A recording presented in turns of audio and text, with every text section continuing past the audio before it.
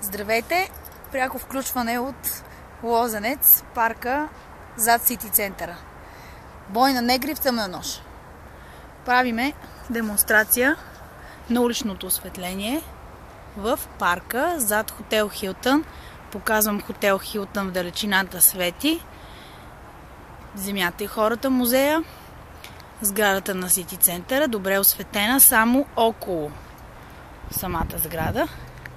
Все пак има ентусиасти, които обичат тъмнината и се разхождат в тъмното. Много им харесва. Не на всички, разбира се.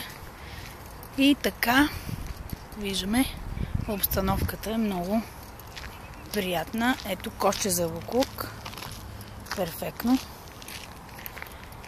И така продължаваме навътре. Тъмно е. Добре, че камерата осветява. Да не влизаме в локви. Иначе може да сбъркаш и да се нацелиш в локвата. Страхотно е. Изживяването е екстремно.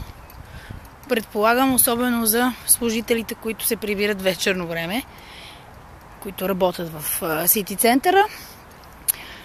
Ами какво да ви кажа още? Виждаме едно кученце в далечината. Леко се приближаваме. Охо! Ей!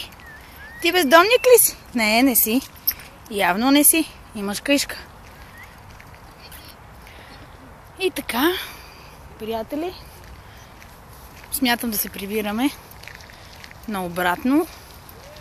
За сега това е директно от Сити центъра и парка зад него.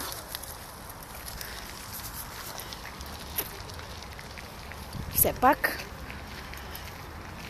Лозенец, това е. Плащаме хубави данъци и така се управляват парите. Виждаме перфектно. Нямаме забележки. Чао от мен!